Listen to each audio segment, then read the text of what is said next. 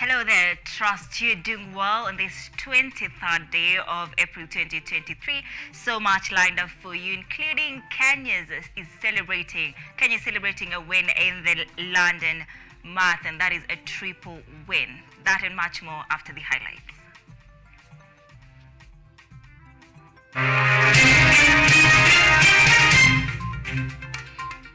Kelvin Kiptum sets new course record as Geoffrey Kamworor and Paris Jepchirchir places second and third respectively in the London Marathon.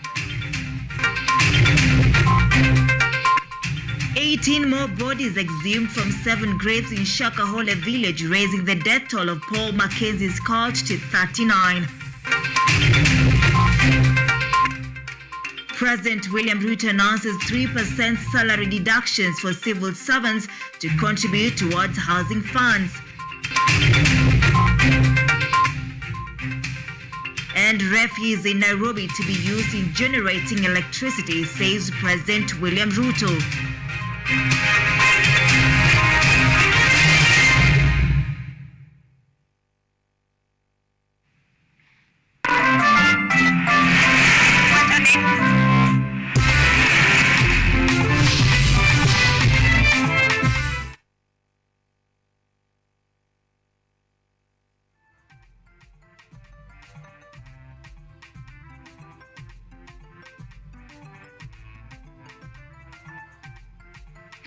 All right, SAMMY OKELLO is our sign language interpreter tonight. My name is ODIDA. Welcome to KTV Weekend Prime.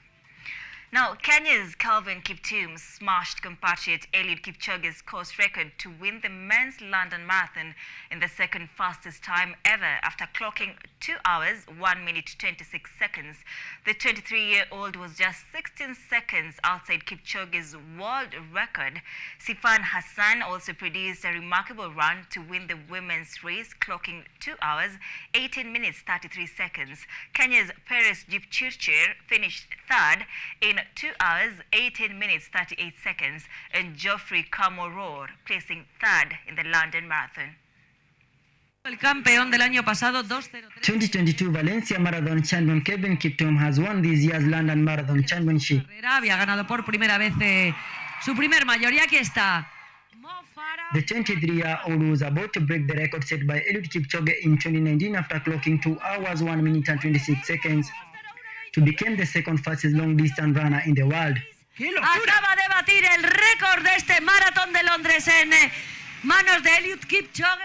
Kiptum had finished ahead of his compatriot Geoffrey Kamworor, who has won the New York Marathon twice and crossed the line in 2 hours, 4 minutes and 23 seconds. Ethiopia's reigning world champion Samir Atola was third, while Britain's Mo Farah finished 9th in what he said will be his last marathon. Kiptum produced the fastest marathon debut in Valencia December last year, where he finished in 2 hours, 1 minute and 53 seconds. In the women's races, Sifan Hassan, who won the 5,000 meters and 10,000 meters races at the Tokyo Olympic last year, produced a sprint finish to win in 2 hours, 18 minutes and 33 seconds. Su primer maratón, debutante en una maratón, campeona del maratón de Londres, Sifan Hassan. Ethiopia's Alemu Migatu was the second and Kenya's Paris Jepchirchir came third. Kenyan world record holder Bridget Kosgei looked to be limping from the start and dropped out just after 3 minutes, while Ethiopia's defending champion Yalem Zaya was fifth. The event has returned to its normal date in the calendar for the first time since 2019 after the COVID-19 pandemic. Wilson Tobiko, KU TV. All right, now Interior Cabinet Secretary Kithure Kindiki has deployed police to Shakahola village in Malindi to seal off a forest where mass graves have been unearthed. Today, 18 more bodies have been retrieved, doubling the death toll to 39. Kindiki has warned that culprits found guilty of leading a cult movement in Shakahola village in Kilifi County will be subjected to tough punishments as subjected by the law. Here's that report as produced by Celestine Wandia.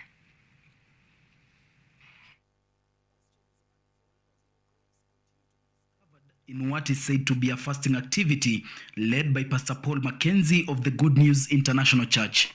The discovery of the new graves raised the total number discovered so far to over 39 as the detectives plan to begin the exhumation exercise. Machakos Deputy Governor Francis Mwangangi has blamed the national government for taking too long to unmask the Malindi church saga. The Deputy Governor says there is a lot of unanswered questions on how Pastor Mackenzie raised such a cult without being noticed by the security agencies in the country for years. As a country, we also have a budget for intelligence gathering.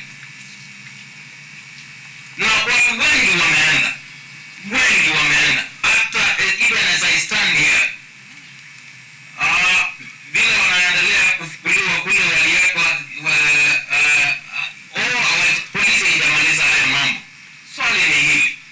Hili jambo lilipoanza, hili kanisa likaanza. The Deputy Governor has urged the government security agencies to be alert across the country as there might be so many unmasked cults in the name of church. Point is, we have a government in place. Tafadhali haya mashirika yote kanisa ilisema inataka kuregulate themselves. It is high time. Kuregulate si kupoteza watu vile tunapoteza. Kuangalia haya mambo. Saa hii kwa Malindi, hatujui hapa inaweza tokea lini ama mahali pengine katika taifa letu. So mambo kama haya jameni, tuangalie tunaenda zile kanisa tunaenda. Interior Cabinet Secretary Kithure Kindiki has condemned the act and called for strict regulations on religious centers as detectives from the Directorate of Criminal Investigations unearth more details about the Good News International Church cult in Malindi, Kilifi County. Motweri Eliud, KUTV. Right now, President William Ruto has today presided over the launch of the newly built Friends Church, Quakers Sanctuary in Donholm, Nairobi. The president has urged salaried Kenyans to contribute 3% of their salaries to the Housing Fund, a project initiated by the government under the Affordable Housing Project.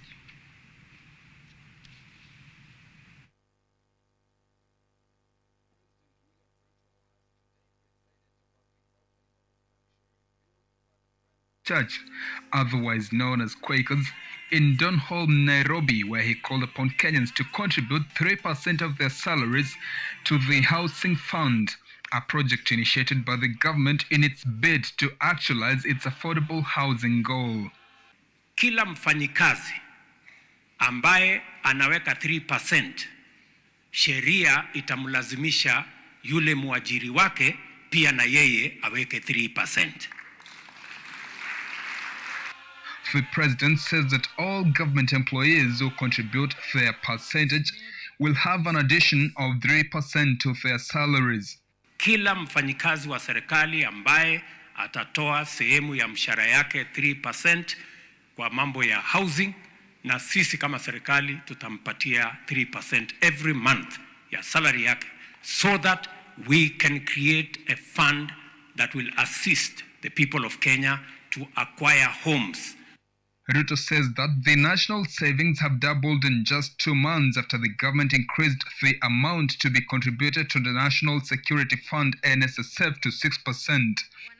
He is optimistic that the GDP in terms of saving is on an upward trajectory from the current 8%.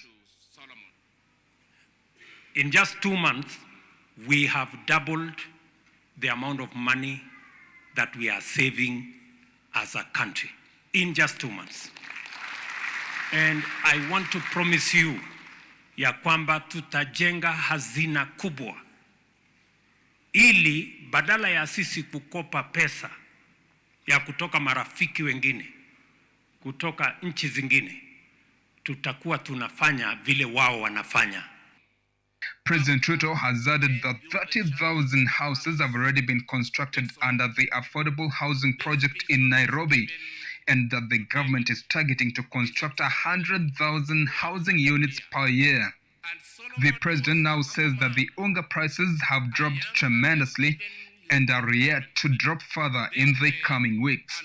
I want to promise you, tutabadilisha hii taifa letu la Kenya. Na hii changamoto tulio nayo, hii bei ya unga, tutateremusha. And this problem, we will get rid of it because we have the plan to make sure we have a stable country, we have enough food, and we have what it takes to change our country. President William Ruto now appears optimistic that Kenya is heading towards self-sufficiency. He, however, claims that the government cannot actualize this without the support of citizens. Joseph Kiss, KUTV. President William Ruto has said that the government is planning to generate electricity out of the refuse from Nairobi City. The president, who was addressing a gathering at Friends Church in Donholm, said that the government has committed to offer 1 billion Kenya shillings meant for cleaning Nairobi. He has announced that in cooperation with the Nairobi Rivers Commission, the government has identified all effluent emitters in a bid to kickstart the cleaning of the city and return its past glory. By deep use tayari niliweka kamati ya Nairobi Rivers Commission. We have now committed 1 billion shillings. We are identifying all the effluent emitters. We've completed that exercise, and we are going to clean the city of Nairobi. And not just clean the city of Nairobi, we are also going to generate electricity out of the refuse of Nairobi City. We have the plan for it.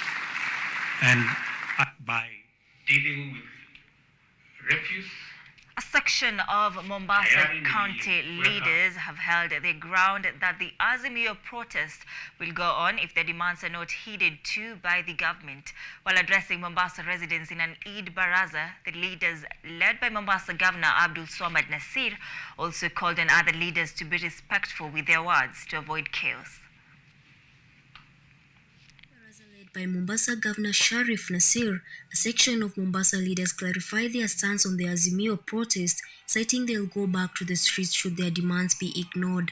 Mombasa Governor Sharif Nasir warned leaders to be respectful in their political rallies, adding that no one will be disrespected under his watch. He further called on the government to provide employment for the youths in Mombasa. Hii county itakuwa ni nyuso za kila mmoja anayekuwa yuko pamoja na sisi na yule ambaye hayuko pamoja na sisi. Kila mmoja atastahiki na kupatiwa heshima sawa sawa mbele ya macho ya Abdulswamad Sharif Nasir. Former Governor Ali Hassan Joho claimed that he is ready to work with the current governor for the development of the county. Joho further added that he has no business in creating chaos, citing that his time is yet to come. Mimi kama gavana mstaafu nimekuja kuambia na waunga mkono kuanzia ndugu yangu Bezimba Kisauni paka Jomvu na Changamwe na kwengineo. Sina haja ya kuendelea na of course vita ni kijana yangu Machele. Sina haja ya kusema mingi leo. Wakati wangu utafika, nitasema na kitaeleweka. In support, Mombasa County Assembly Speaker Hatri Ibrahim stated that they are ready to continue with the protest until the government fulfills all demands dictated by Azimio. Hapo ukisikizana na mkae chini na Abdulswamad Sharif Nasir, mtuambie saa 1 asubuhi kutoka Monday mpaka Friday, si tutakuwa hapo Monday mpaka Friday. Maana hizi shida zote tumeweza kuzieleza hapa leo. Tuko na viongozi kutoka UDA, lakini tayari tumeona dalili, tuamweleza mtu anakuambia mengine. Other leaders also joined in calling for what they termed as respect for Azimio leader Raila Odinga, citing they will not allow any form of disrespect.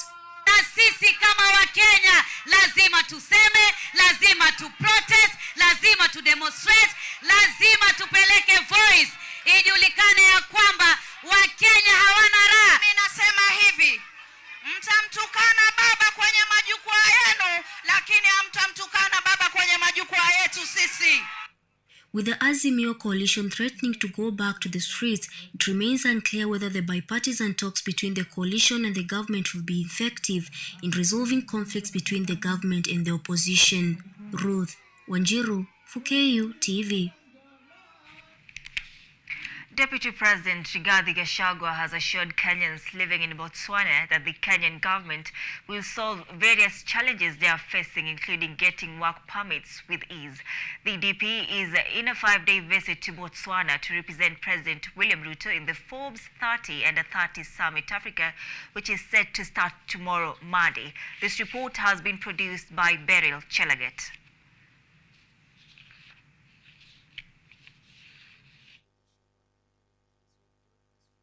Diaspora Affairs Principal Secretary Roslyn Jogu, addressed diaspora Kenyans in Botswana on Saturday evening, assuring all Kenyans in diaspora that the government will make it easier for them to vote from their respective countries. Gachagua said that the government is in the process of creating a diaspora bond that will help Kenyans living in other countries invest in a safe manner. The government wants to create an investment forum guaranteed by government for the people in diaspora. How you can invest back home in a safe manner and your savings are safe. He also mentioned that the Kenya Airways are facing serious financial challenges which have negatively impacted their operations in Botswana. He further promised that the government is working to overhaul the situation and bring it back on track. To be honest with you, to tell you that we have challenges with KQ, very serious challenges, financial. KQ is hardly able to meet its operating expenses, and there are serious discussions on possible reforms to get KQ back on track. The Deputy President informed Kenyans that the government has posted an immigration officer to Botswana to help them solve issues to do with passports. We have already taken some action. As we speak, an immigration officer has been identified and posted here. And shortly after the processing is done, his papers are done, his accreditation is done, shortly in another 2 to 3 weeks, you will have a permanent immigration officer here in the High Commission. Gachagua also says that he has an appointment with the President of Botswana, a platform he will use to address issues related to work permits. So luckily, I have an appointment with the President of this great republic on Monday morning, and I'll be able to put up a very strong case to remind him to remember the journey, that capacity they have developed was as a result of Kenyans, and therefore they cannot just abandon us. He also took the opportunities to appraise them on representing Kenya well in maintaining the county's economic and political situation. The meeting was held to address challenges facing Kenyans living in Botswana and possible ways of solving them.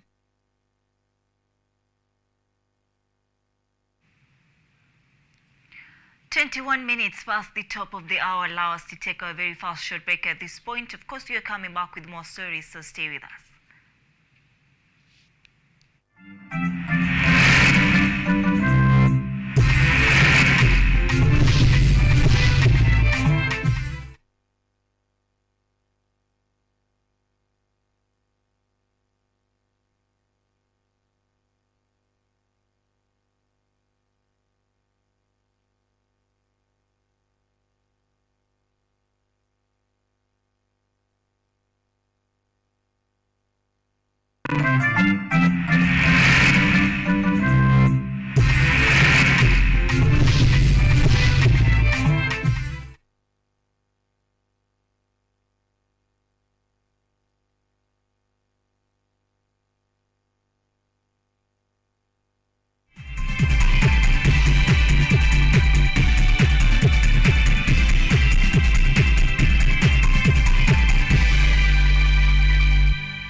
Focus on Health is a show that creates awareness on matters health and informs you on various diseases, their causes, treatment, prevention, coping, and support. So join me, Barry Michelle, every Thursday at 7:30 p.m. only on KUTV. You can also follow us on our social media platforms at KUTV Focus on Health on Facebook and also on YouTube, and Health Focus on Instagram, because your health is your wealth. Stay safe and stay healthy.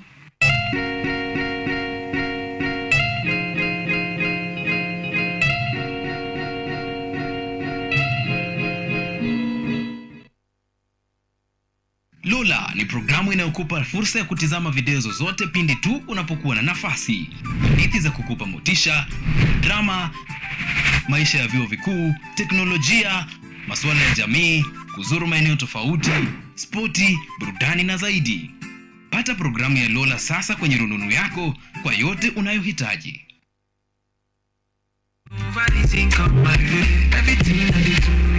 It's the kind of life I ever wanted. Money, power, moves, and it does.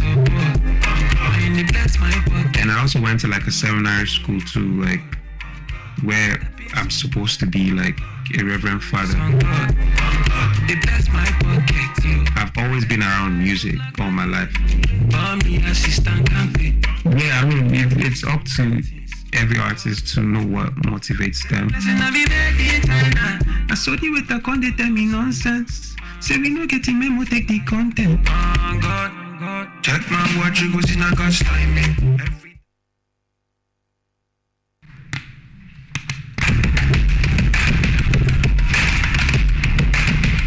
Access to knowledge,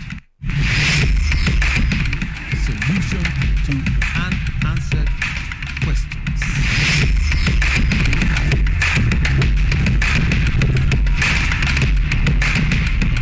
Guidelines to pursuing your rights and repossessing your property, intellectual or material. This and more only on Law Matters.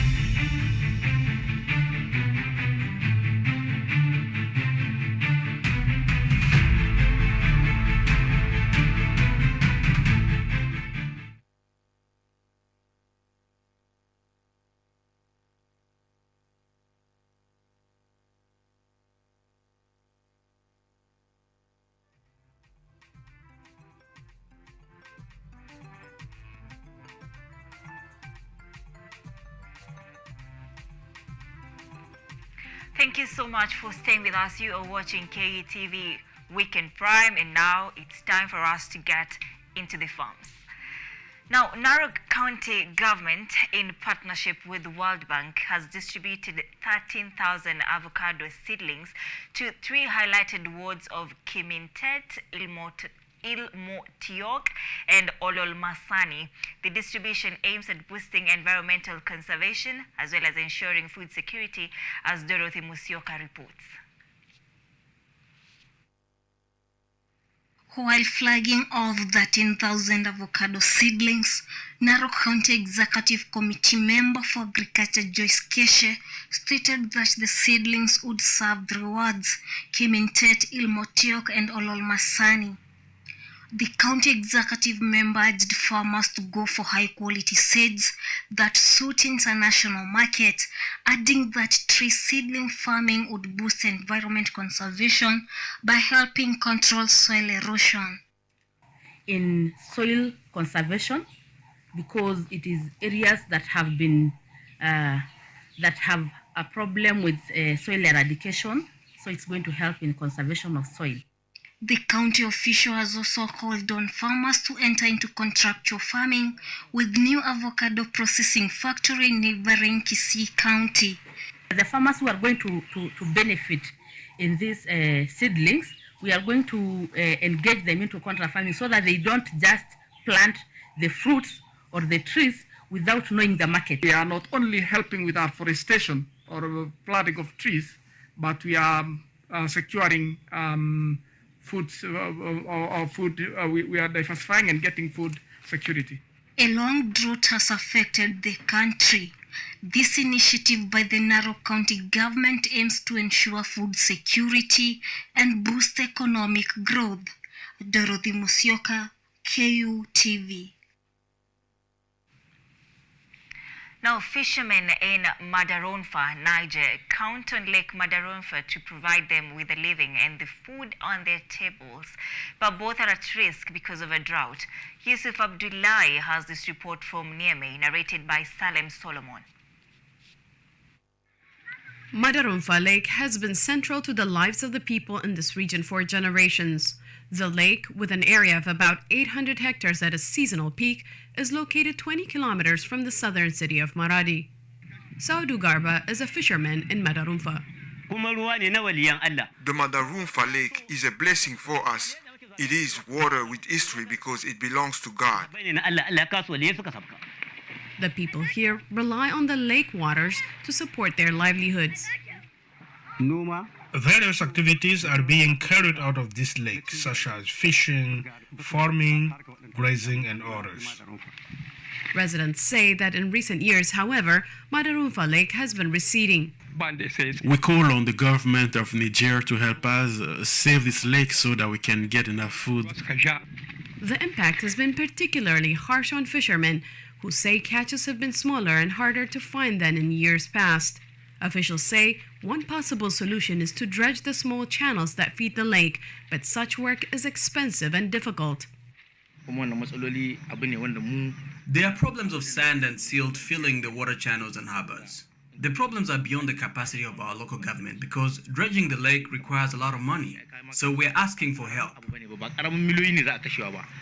Residents believe preserving the lake will also generate tourism dollars. The area is home to landmarks of religious and cultural importance, including the tombs of the 99 saints, which draw Muslim pilgrims each year. For Yusuf Abdullahi in Niamey, Niger, Salim Solomon, VOA News. Now, researchers say tomato farmers in Ghana are good at growing tomatoes but poor at storage. But some are discovering how to give the tomatoes a longer life. From Kumasi, Hamza Adams has this report narrated by Salim Solomon. Kuaku Botang Nana has had a long and successful career in the tomato industry, but he says more farmers are quitting the business due to post-harvest losses. Whenever it rains, our tomatoes get rotten.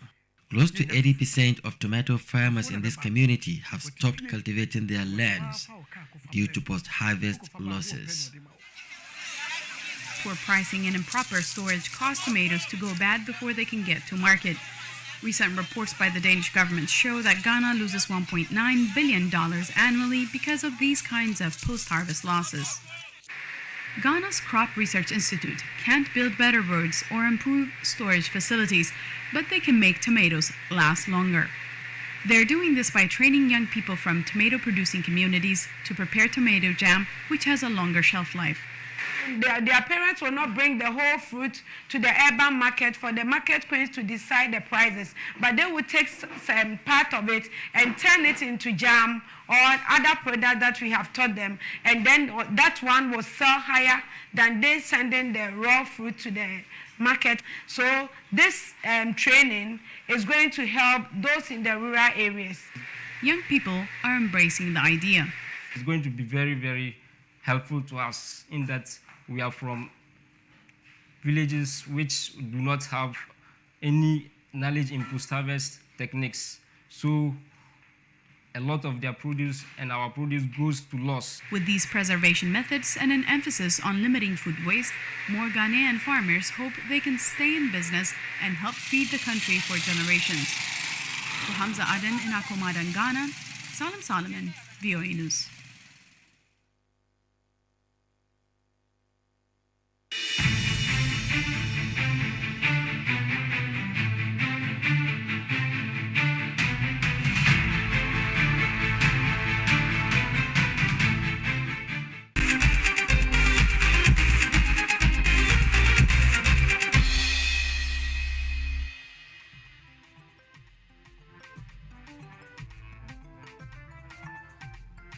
Now let's take a look at what's happening in the world of sports.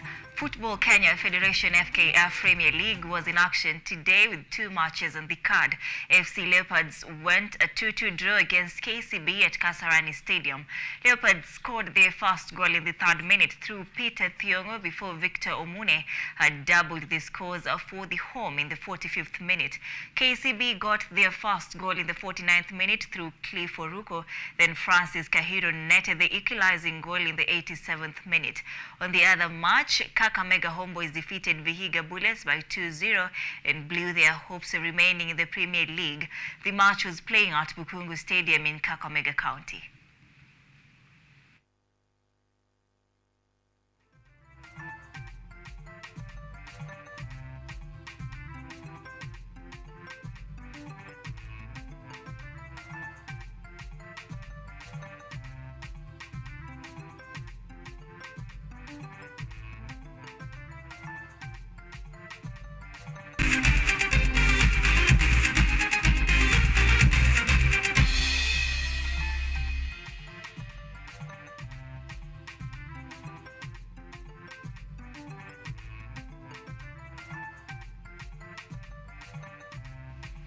All right, that's a wrap. Thank you so much for choosing to stay with KUTV Weekend Prime. Let's meet again, inshallah, for Money Monday. My name is ODIDA. Our sign language interpreter tonight is SAMMY. OKELLO. Have yourself a good night.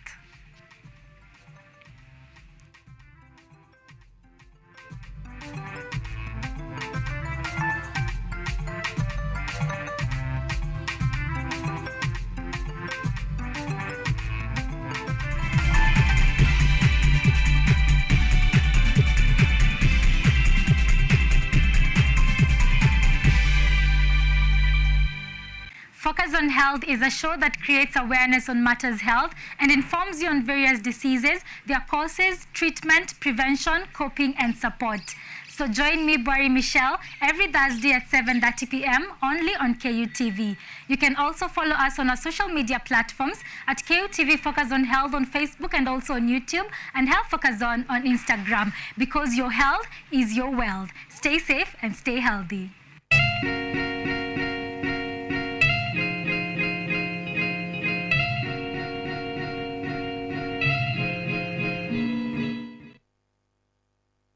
Lola ni programu inayokupa fursa ya kutizama video zozote pindi tu unapokuwa na nafasi. Hadithi za kukupa motisha, drama, maisha ya vyuo vikuu, teknolojia, masuala ya jamii, kuzuru maeneo tofauti, spoti, burudani na zaidi. Pata programu ya Lola sasa kwenye rununu yako kwa yote unayohitaji.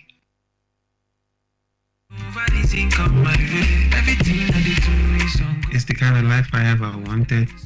Money, power, moves, and it does. And I also went to like a seminary school too, like where I'm supposed to be like a reverend father.